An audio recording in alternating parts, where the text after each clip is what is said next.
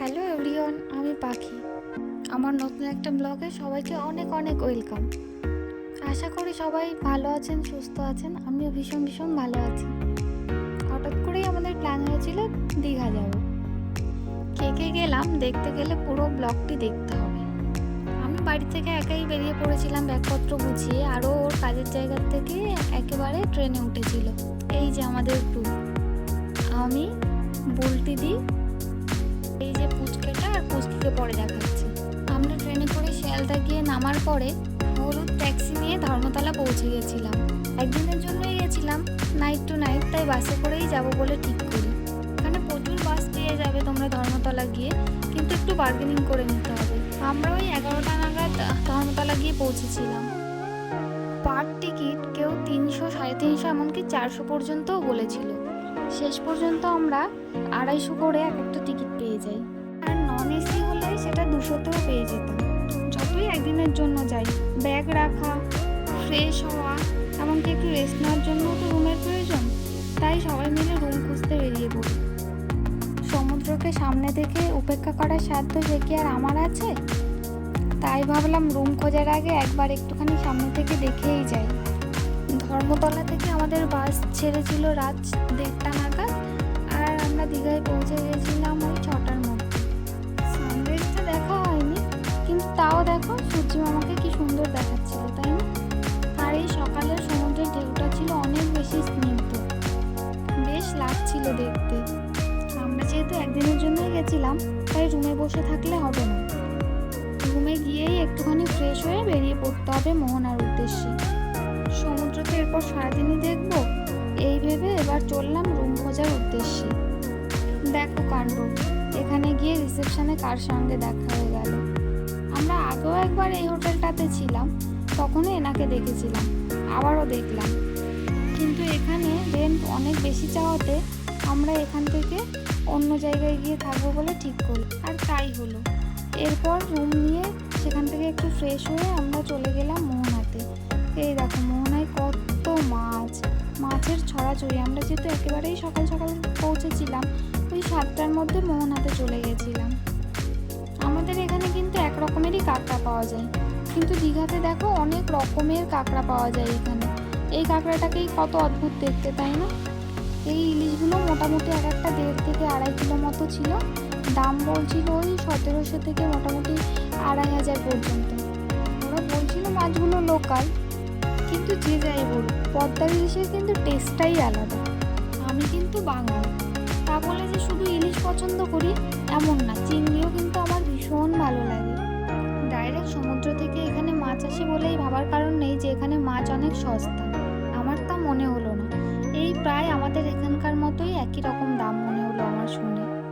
আর মাছগুলো যে অনেক ফ্রেশ এমনও মনে হলো না, ঠিক আমাদের এখানে যেমন পাওয়া যায় ওখানেও তাই মনে হলো। এই কাঁকড়াগুলোকে দেখো, এই কাঁকড়াগুলো আমাদের এখানেও পাওয়া যায়, সুন্দরবনের কাঁকড়া বলেই জানি এটাকে। কিন্তু খেতে ভীষণ টেস্টি হয় এই কাঁকড়াটা। কিন্তু আমাদের এখানে এই কাঁকড়াগুলো 400 থেকে 500 টাকার মধ্যেই পাওয়া যায়, অথচ ওখানে দাম করছিলাম, দাম বললো 650 টাকা, অনেকটাই বেশি আমাদের এখানের তুলনায়। এসবের পাশাপাশি ছিল এখানে অনেক রকমের শুটকি, যদিও আমি শুটকিটা পছন্দ করি না, তাই আর অত দেখলাম না। এবার মোহনা দেখার পালা। এই দীঘায় গেলে দেখা যায় এই শাখাগুলো ভীষণ কম দামে পাওয়া যায়, ওই 100-150তেই এখানে শাখাগুলো বিক্রি হয়। আমাদের এখানে তো 400-500 নিচে কোনো শাখাই পাওয়া যায় না সেভাবে। অবশ্য একবার আমি ভুল করে দেখে না, লোভ সামলাতে না পেরে এত কম দামে পেয়েছি, অনেকগুলো নিয়ে এসেছিলাম, এনে দিয়েছিলাম কয়েকজনকে। সবাই বলেছে ভীষণ বাজে হয়েছে, বেশি দিন পড়তেই পারিনি, ভালো হয় না সেভাবে একটা শাখা ওখানকার। এই যে আমার কর্তামশাই চললেন সামনে সামনে, আর আমি চললাম তার পেছন পেছন। মোহনাতে ডাইরেক্ট সমুদ্র থেকে মাছ আসে বলে সবাই সকালের দিকেই যাওয়ার চেষ্টা করে, তাই সকালেই এখানে এত ভিড় হয়। তো আগে একবার গিয়ে রীতিমতো এখানে জ্যান্ত লোটে মাছ দেখেছিলাম। তোমরা কেউ দেখেছো কখনো জ্যান্ত লোটে মাছ? জাস্ট ট্রলারটা নিয়ে এসেছিলো, আমরা তখন ওখানে ছিলাম, তাই জন্যই দেখার সৌভাগ্য হয়েছিল। এখানে একজনদের বড়শিতে মাছ ধরা দেখে উনি দাঁড়িয়ে দাঁড়িয়ে মাছ ধরা দেখছে, আর আমি চারপাশটা একটু একটু ঘুরে দেখতে থাকলাম। এই যে আমাদের গ্রুপ, দেখতে পেলে? পরে দেখাচ্ছি সবাইকে, চলো সামনে গিয়ে দেখি। সকালের দিকে মোহনাতে অনেক জল থাকে, অনেক ঢেউও থাকে। আসলে এই সময় জোয়ার থাকে তো, এই কারণেই এত জল থাকে এখানে। এবার দেখো তোমরা, নতুন একটা খেলনা, আমি এর আগে কখনো দেখিনি। বললো এটা সোলার, সূর্যের আলোতেই এটা অটোমেটিক এরকম চলতে থাকে। নেবো ভাবছিলাম, 150 টাকা করে দাম বলছিল। ওই যে লাভের থেকে ওই যে ডট ডট করছে, ওটাও 150 টাকা দাম। ভাবছিলাম নেব, তারপরে পরে মনে হলো লাভের ওইটাও আমাকে একবার দিয়েছিল, হাত থেকে পড়ে ভেঙে গেছিল। আর যে লাল এই যে গোল গোল করে ঘুরছে, এটা তো বাইরে থাকলেই ঘুরবে, ঘরের মধ্যে থাকলে আর ঘুরবে না, কারণ এটা সানলাইটেই আসলে এমন করে ঘুরতে থাকে। কিছু চশমা দেখে নিচ্ছিলাম, আসলে ওর জন্য সানগ্লাস নেওয়া হয়নি তো, তাই ওর জন্য একটা সানগ্লাস নেব। এগুলো সব হ্যান্ডমেড কালেকশন ছিল, ভীষণ কিউট কিউট সব কালেকশন। দেখেই ইচ্ছে করে সব নিয়ে চলে আসি, কিন্তু সে সব কি আর নেওয়ার উপায় আছে আমার? সানগ্লাস নিতে বাড়ির থেকে ভুলে গেলেও কোনো ব্যাপার নেই, এখানে অনেক অনেক পাওয়া যায়। এই ছোট ছোট পুচকে ভাইগুলোকে দেখো, এরা এখানে এই ঘোড়াগুলোকে চালায়। ঘোড়ার পিঠে বলছিল একজন 50, দুজন বসতে 60 টাকা দিয়ে দিদি চড়ো, কিন্তু আমার খুব ভয় লাগে, তাই আমি আর চড়লাম না। বরমশাইকে বলছিলাম, সেও আর চড়েনি, সে তার সানগ্লাস কেনায় ব্যস্ত। তাই আমি ভুলে গেছি না, তাই সে কতক্ষণে কিনতে পারে, এই চিন্তাই সে মগ্ন। ভালো লাগলে কালারটা ওরকম তো তুমি পড়ো না, বাট তোমার যদি ভালো লাগে তো নেবে। এরপর আমাদের পেটেই চুচোই ডন মারছে, 4:30 বেজে গেছে, খেতে হবে, তাই খাবারের অর্ডার দিয়ে আমরা বসেছিলাম। বিচের পাশে এরকম ভাবে খেতে দীঘায় গিয়েই সম্ভব, কি ভালোই না লাগে, তাই না? আমরা সবাই ওয়েট করছি কতক্ষণে খাবার আসবে। আমি আর বুলটিদি নিয়েছিলাম বাটার টোস্ট, আর বাকিরা সবাই নিয়েছিল লুচি ঘুগনি।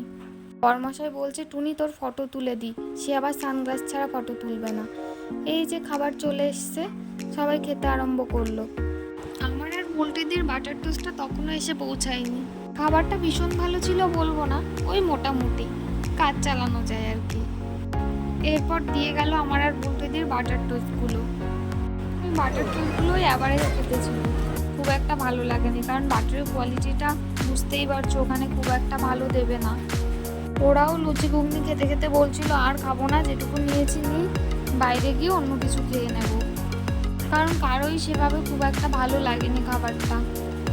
বাদ হয়ে এগুলো খেয়ে তারপর আমরা চলে গেলাম আরেকটু জলের মধ্যে পা ভেজাতে।